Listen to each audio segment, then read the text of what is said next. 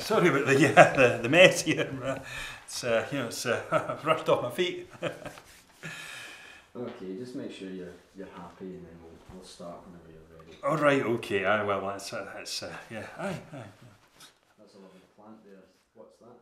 Well, it's a cheese plant, I believe. I don't think it's actually made of cheese, but it's some sort of cheese plant. You just fling that in the corner. Other than this one.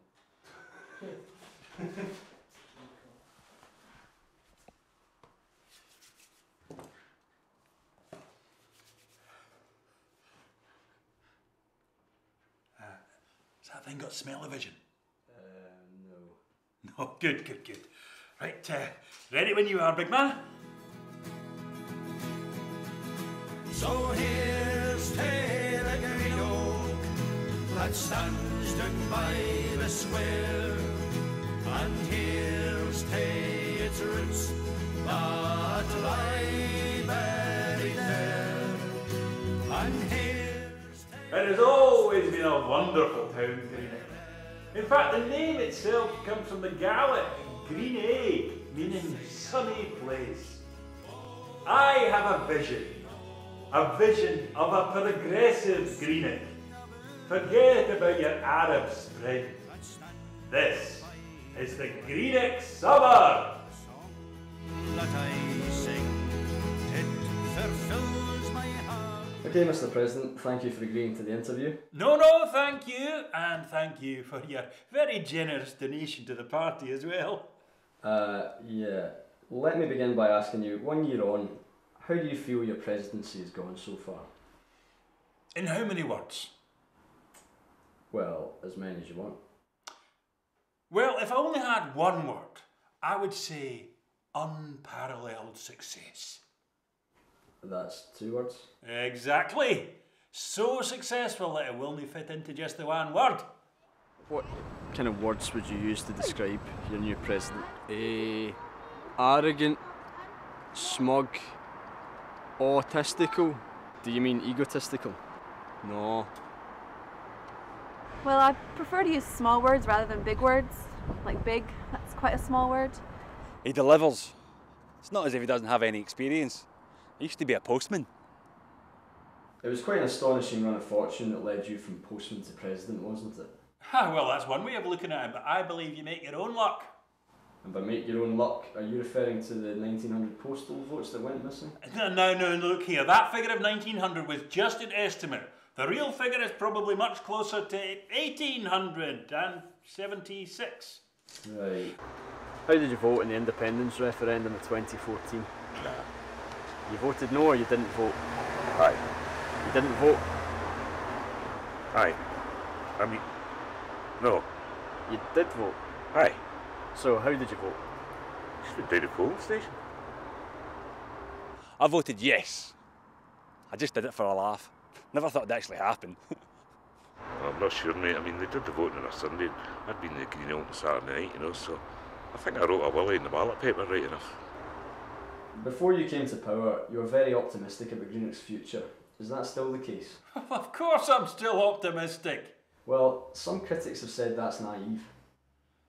Well, you just have to look at the illustrious history of Greenock to know that everything's going to be absolutely fine.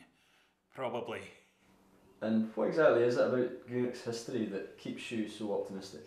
Well, as I say, the port of Greenock has got a very illustrious history. You know, the trade with America and the Caribbean. I mean, who needs oil when you've got sugar, eh? I think you just have to take one wee look down the oak wall to see which one Greenockians prefer.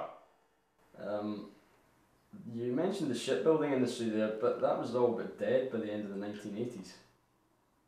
Was it? Yeah, and the sugar warehouse has been lying empty for years. You mean there's no sugar in it? No, these industries have gone. What do you see replacing them? Well, we've still got IBM though, haven't we? No. No. Shit. Excuse me a wee minute, I just need to make a wee phone call. Do you think the President's first term has been a success? president? Do we actually have a president? No.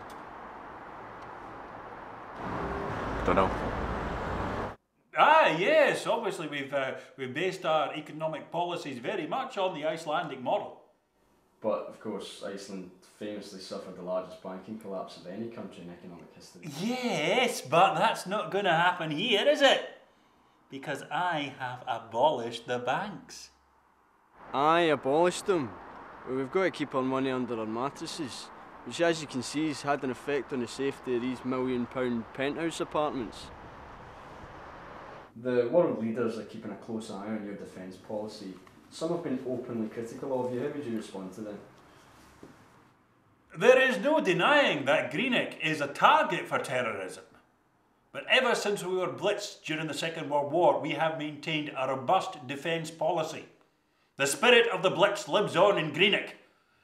Which is just as well, really, because I don't think they've ever repaired some of those houses.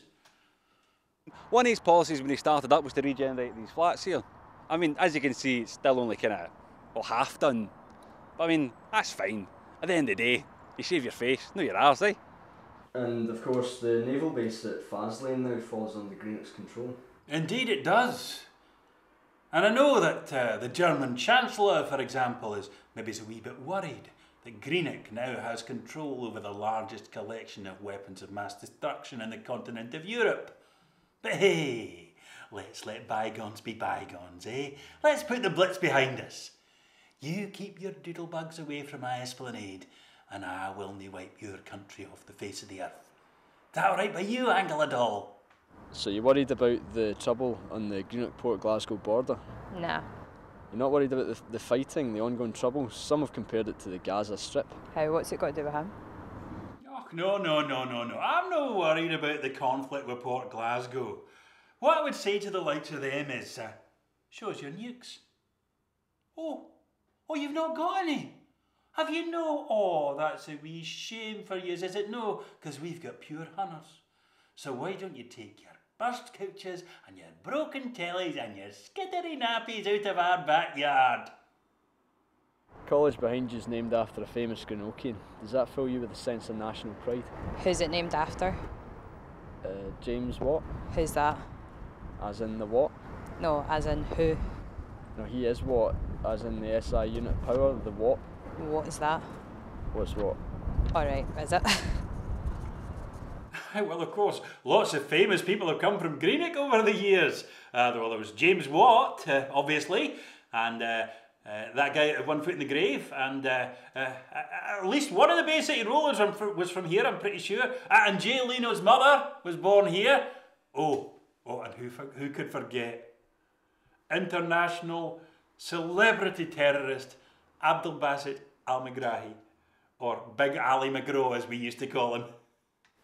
Right. Does it worry you about the amount of people migrating away from Greenock? Oh, no, come on now. Big Ali didn't really want to leave now, did he? He was looking a wee bit peaky though, don't you think? Well, I'm talking about Greenock's decreasing population. Down almost 50% between 66 and the year 2001. Still continues to fall. Look, you can quote statistics at me all day long, but the fact remains that Greenock has a population of 100%.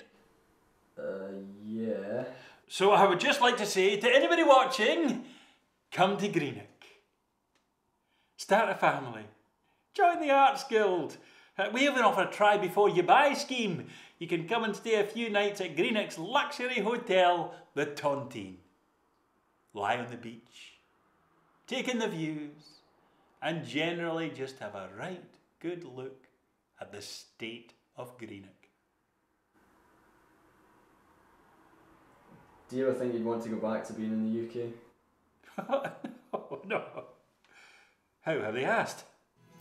So here's State of Greenock that stands down by the square, and here's its roots that lie